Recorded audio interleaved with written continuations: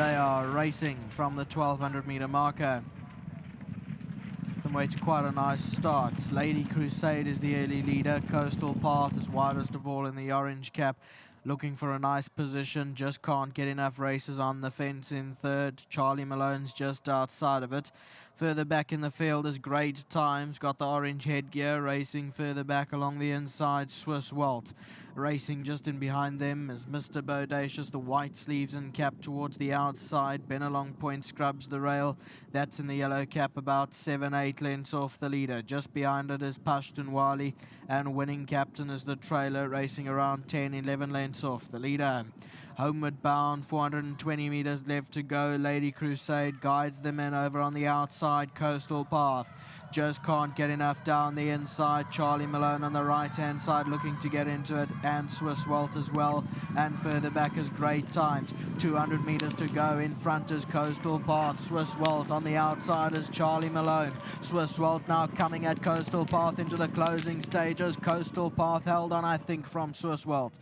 Then came Charlie Malone, and further back was Great Times. 3-2-4-10, that's how they crossed the line. Here's that on replay. Coastal Path, the orange sleeves and cap, right down the center. Swiss Walt is towards its outside. Just a little bit of scrimmaging there with Swiss Walt and Charlie Malone at about the 300-meter marker.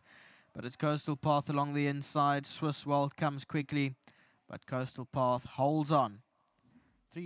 Well, the combination of Alan Greff and Richard Fourie strike again, and Coastal Path finds the winner's box. Well done to his groom Younger. 1,500 Rand from World Sports Betting. A big thanks to them for that initiative, and great to have Godfrey joining me. And Godfrey's collecting on Younger's behalf, and earlier Godfrey also had a winner. So well done for your winner, Godfrey. Congratulations. Richard's coming on in to join me. He had to work for this one. He had to time it to absolute perfection, which he certainly did do. And it's always a hard, bitter pill when you're the second horse and you were the winner before the line and the winner after the line, but not the winner on the line. He's hard work. Obviously, from the 10 draw, like I said in the early interview, I said that's probably going to be where we either win or lose. And before I got him in the parade ring, he was frishing, so I was like, okay, he's in a happy place. And normally he's the kind of horse who just drags his toes around and does exactly what he wants to and how much you ask of him. And sometimes he just doesn't want to give you anything. But today he went down nice and sharp, and he took the bit, and I was like, okay. He came to work today, and he pinged the gates quite well. To use him a little bit to get around, but put him in the fight early. He wanted to hang, but. He stuck to his guns. He actually kept giving me, and I thought that Dennis Swartz rode a fantastic race.